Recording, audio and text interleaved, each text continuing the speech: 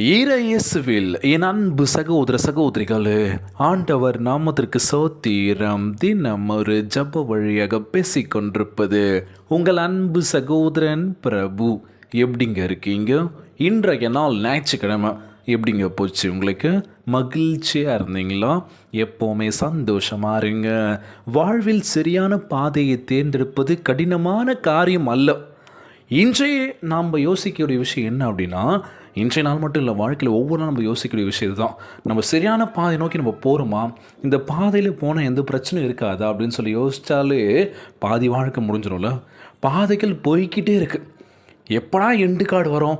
எனக்கான ஒரு நல்ல விஷயங்கள் நடக்கக்கூடிய பாதையில் தான் போயிட்டுருக்கேன்னா, இல்லை தப்பான பாதை நோக்கி போகிறான்னு தெரியலையே. போகிற பாதையில் நான் போய்கிட்டே இருக்கேன், வாழ்க்கையில் முன்னேறுவேன் நினச்சி போயிட்டுருக்கேன். சில பல சங்கடங்கள், சில பல பிரச்சனைகள் தான் வந்துட்டுருக்கு. சந்தோஷமான நிகழ்வுகள் நடக்கவே இல்லையே பிரதர். நான் இன்னமும் விசுவாசிக்கிறேன், ஆண்டவர் என்னை ஒருபோதும் கைவிட மாட்டார் அப்படின்னு சொல்லி. இன்றைக்கி எத்தனை பேர் கஷ்டப்பட்டுட்ருக்கோம். முக்கியமாக சொல்ல போனோம் அப்படின்னா, பிரதர் இந்த நோய் நொடினால் அவஸ்தைப்பட்டுருக்கேன் பிரதர். இந்த நோய் நொடி இல்லாமல் ஒரு வாழ்க்கையை கொடுக்கணும் ஆண்டவர். இந்த நோயிலிருந்து நான் சுகம் பெறணும்னு சொல்லி எத்தனை பேர் ஜெபிக்கிறோம்ல.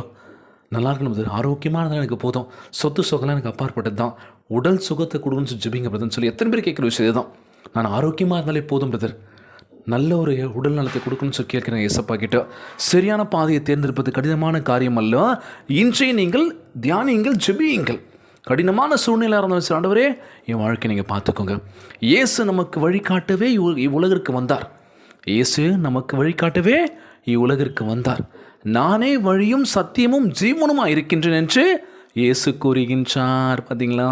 நானே வழியும் சத்தியமும் ஜீவனுமாக இருக்கின்றேன், என்னை பின்பற்றி வாருங்கள், உங்களை எந்த பிரச்சனையும் இல்லை அப்படின்னு சொல்கிறது யாருங்க? நம்ம இயேசப்பா.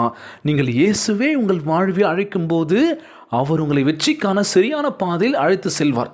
பார்த்தீங்களா? நீங்கள் இயேசுவே உங்கள் வாழ்வில் அழைக்கும்போது, கூப்பிடும்போது அவர் உங்களை வெற்றியின் பாதையில் நடத்துவார். அதனால் நம்ம போகிற பாதை சரியான பாதை தான். இன்னும் நமக்கான நேரம் வரல. இன்றைக்கி சொந்த வீடு வாங்கணும்னு சொல்லி ஆசைப்பட்டுருக்கோம்ல.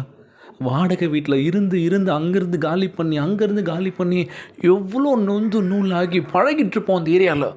திடீர்னு மாற்றம் அப்படின்னு சொன்னால் காலி பண்ணுங்கன்னு சொல்லிட்டா திரும்பியும் காலி பண்ணுறதுக்கான ப்ராசஸ் ஆரம்பிக்கணும்.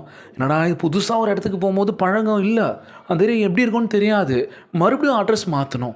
ஆண்டவரே, இப்படியா நாங்கள் எங்கள் வாழ்க்கையில் சின்ன வயசுலேருந்து சொந்த வீடுன்னு சொல்லி கனவோடு காத்துட்ருக்கோம். ஆனால் வாடகை கொடுத்து ஒவ்வொரு வீடாக போயிட்டே இருக்கோம், தாவிக்கிட்டே இருக்கோம். ஆண்டவரே எங்களுக்கு சொந்த வீடை கொடுங்கப்பா அப்படின்னு சொல்லி கேட்குறவங்க எத்தனை பேர்லாம்? நிச்சயமாக நம்ம ஆண்டவராக இயேசு கிறிஸ்து சொந்த வீடு கொடுக்க போகிறாருங்க. ஜெபத்தில் வைங்க, கண்டிப்பாக உங்களுக்கான இல்லம் வெகு விரைவில் உங்களுக்கு கிடைக்க போகுது. அதுக்கு என்ன பண்ணணும்? கடினமான உழைப்பு. கொஞ்சம் கொஞ்சமாக சேர்த்து வச்சு ஒரு இடத்த ஒன்று வாங்கிட்டு, அந்த இடம் வாங்கி போட்டாலே பிரச்சனை, வாங்கி போட்டுருங்க, அவ்வளோதான். கம்மியாக வருது அதிகமாக வருதுன்னு தெரில. ஸோ நிச்சயமாக நமக்கான இடம் ஒரு இடத்துல இருக்குது. அந்த இடத்துல நீங்கள் கண்டிப்பாக குடியேறுவீங்க. அதுதாங்க நம்ம சொந்த வீடு. நம்ம ஆண்டவராகிய இயேசு கிறிஸ்து நமக்கு ஒரு இல்லத்தை கொடுக்க போகின்றார். நீங்கள் இயேசுவே உங்கள் வாழ்வில் அழைக்கும் போது அவர் உங்களை வெற்றிக்கான சரியான பாதையில் அழைத்து செல்வார். இன்றைய நாள் ஜெபம். உலகில் வாழ்கின்ற ஒவ்வொரு குடும்ப உறவுகளுக்காக நம்ம ஜெபிக்க போகிறோம்.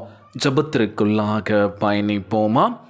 எங்களை மிகவும் அதிகமாக நேசிக்கின்ற அன்புள்ள ஆண்டவராகிய இயேசுவே, இன்றைய நாள் வாக்குறுதி வசனத்திற்காக நன்றி ராஜா.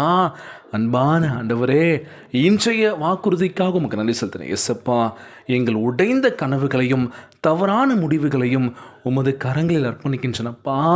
உம்மிடத்தில் மன்னிப்பு கேட்கின்றேன் ராஜா. எங்கள் வாழ்க்கையை முழுமையாக பொறுப்பெடுத்துக் கொள்ளும்படி இயேசுவே அழைக்கின்றேன். பிதாவே, உமது சித்தத்தை என் வாழ்க்கையில் முழுமையாக நிறைவேற்ற நான் நடக்க வேண்டிய வழியை உமது பரிசுத்த ஆவியின் மூலம் எங்களுக்கு காண்பியும் தகப்பனே. நானோ வழியும் சத்தியமும் ஜீவனுமாக இருக்கின்றேன் என்று வாக்குறுத்திருக்கீங்கப்பா. இந்த ஜெபத்தை கேட்டுருக்கேன் அன்பான உறவுகள், சொந்த பந்தங்கள் எல்லோரையும் பார்த்துக்கோங்கப்பா. யாருக்கும் எந்த கஷ்டங்கள் துன்பங்களை கொடுத்துடாதீங்க ராஜா. நோய் நொடியினால் அவதிப்பட்டு கொண்டிருக்கின்ற ஒவ்வொரு சகோதர சகோதரிகளை உமது கரங்களால் தொட்டு நோயில் அகற்றி போடுவீராக. உம்மால் கூடாத காரியம் ஒன்றுமே ஆண்டவர். எல்லோரும் நல்லா இருக்கணும்ப்பா.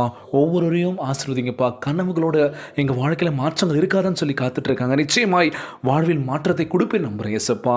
எல்லோரும் நல்லா இருக்கணும்ப்பா. இன்றைய நாள் ஜெபம் இயேசுவின் விலையேற பெற்ற நாமத்தினாலே ஜெபிக்கின்றேன் நல்ல பிதாவே.